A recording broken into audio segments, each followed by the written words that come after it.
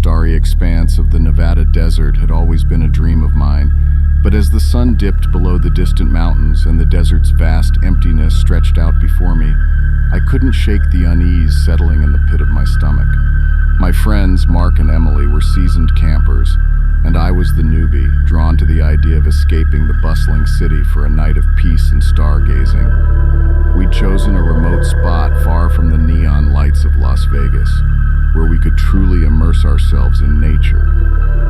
As we gathered around our campfire, the towering Joshua trees cast long, eerie shadows, and the wind whispered secrets I was not sure I wanted to hear. Emily and Mark seemed unfazed, laughing and joking, but my anxiety was growing with every flicker of the fire.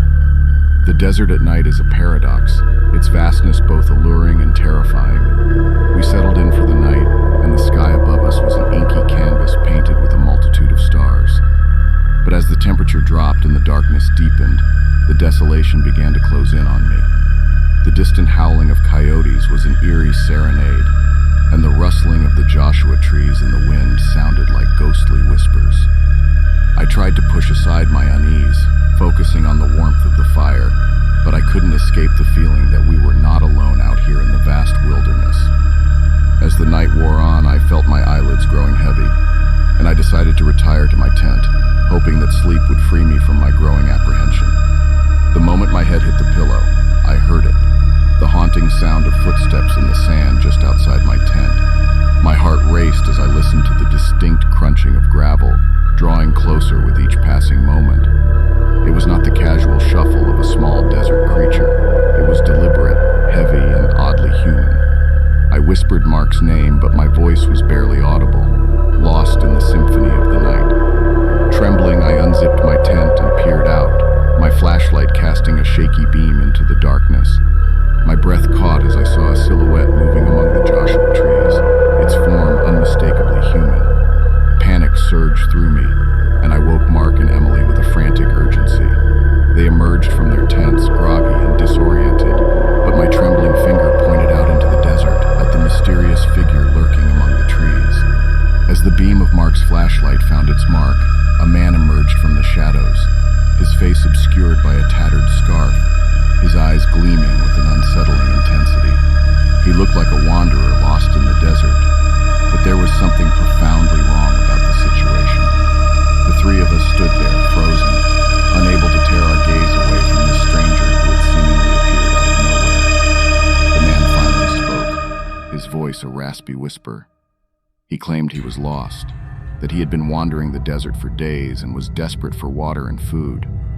But his presence alone was enough to send shivers down our spines, and Mark's instincts kicked in. He offered the man a bottle of water and some food, but insisted that he leave immediately. The stranger hesitated for a moment, his eyes never leaving us, before he slowly backed into the darkness of the Joshua trees and disappeared. We quickly packed up our camp, our nerves frayed, and decided to leave the desert in the dead of night. The fear that lingered was palpable, and we didn't dare stay any longer. As we sped away from that desolate spot, the memory of the stranger haunted me. What had he been doing in the wilderness at that hour? And why had he appeared with such an eerie, unsettling presence? The desert's beauty and isolation had drawn us in, but that night it revealed a dark side that I could never have imagined. Not the scariest story compared to others, but I feel a lot better getting it off my chest a little.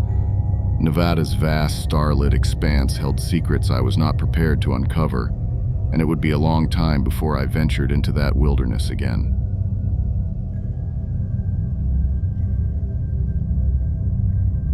The allure of the pristine Maine wilderness had always called to me, with its dense forests and serene lakes. This time I had convinced my adventurous friends, Sarah and Chris, to join me on a camping trip near the secluded Lake Wabanaki.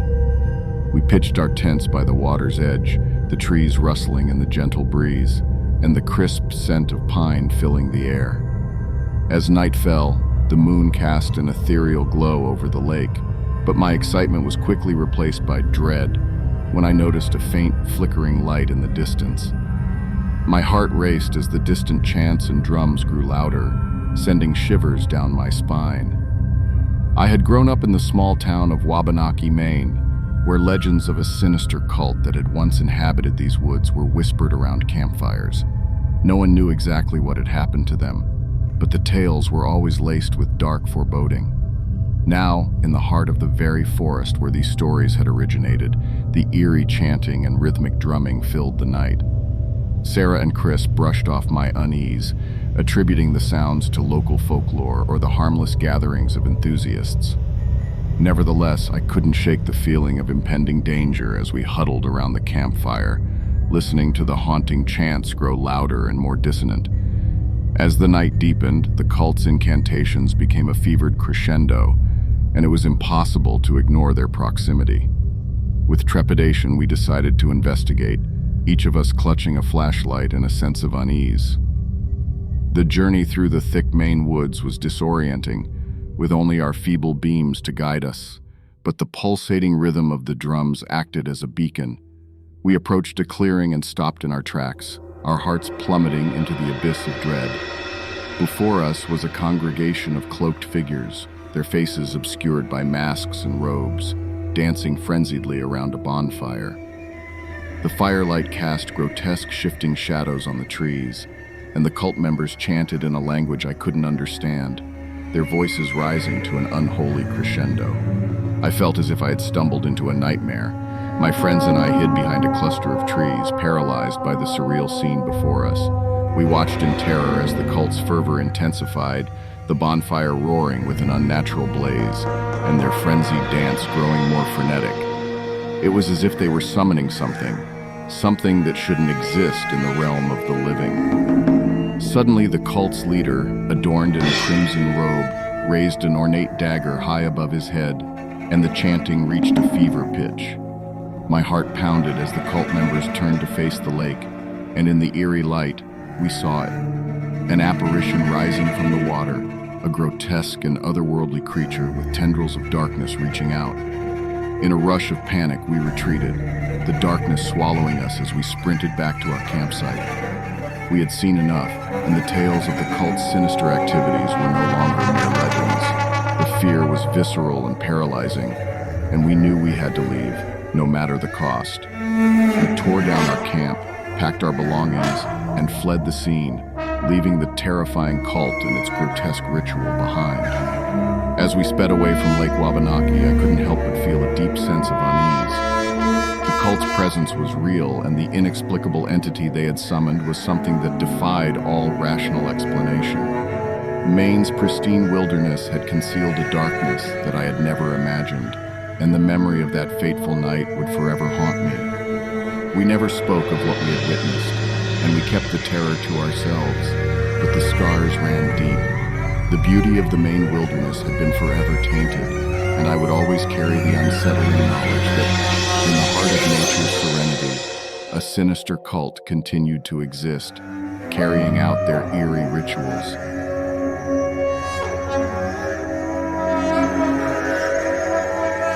The summer air was thick with the scent of pine and the chirping of crickets as my friends and I embarked on our annual camping trip deep in the heart of the rugged Ozark Mountains.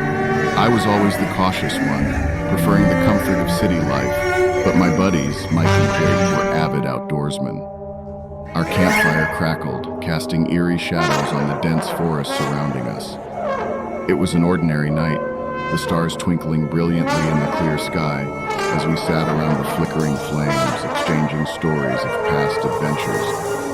I was finally starting to relax and enjoy the tranquility of the wilderness, lulled by the soothing sounds of nature, but little did I know that the night would soon take a sinister turn. We had set up our tents near a babbling brook, and the soothing murmur of the water was the perfect lullaby to drift off to sleep. After a couple of hours of storytelling, we decided to call it a night. Mike and Jake retreated to their tents, while I nestled into mine, cocooned in my sleeping bag, feeling the exhaustion of the day's activities pulling me into a dreamless slumber. That's when I first heard it, the sound of twigs snapping under the weight of something heavy. At first I thought it was an animal, maybe a curious raccoon or deer, but then the noises grew closer, and I felt a shiver crawl up my spine. I strained my ears, listening intently, trying to determine determine the source of the disturbance. The rustling in the bushes persisted, now accompanied by an eerie, low growl that sent a chill through my body. It was unlike any animal I had ever heard, and I could feel my heart racing as I realized that this was no ordinary forest creature. My imagination ran wild, envisioning feral beasts lurking in the shadows, their eyes gleaming with malevolent intent. Panic set in, and I fumbled for my flashlight, my trembling hands finally managing to switch it on. I unzipped the tent slowly, my breath held in anticipation, my flashlight's beam piercing the inky blackness. What I saw froze me in my tracks, a pair of glowing eyes, reflecting the light in a ghastly, otherworldly manner. The creature was massive, with matted fur and a menacing silhouette. It was no ordinary predator. It was a creature of the night, something far beyond my wildest nightmares. Terrified, I fumbled to zip up the tent again, praying that the flimsy fabric would keep the creature at bay. The growls grew louder, more menacing, and the sound of claws scrabbling against the ground outside sent shivers down my spine. My friends remained oblivious, still asleep in their tents, and my voice was paralyzed by fear. I was trapped, alone, and utterly defenseless against this malevolent presence. Hours passed, each minute feeling like an eternity as I cowered in my tent. The creature circled, taunting me with its eerie growls and sinister eyes, but thankfully nothing happened. Finally, at the break of dawn, the menacing presence retreated into the shadows, leaving me shaken to my core. When Mike and Jake awoke to find me pale and trembling, they dismissed my story as a night terror or the overactive imagination of a city dweller.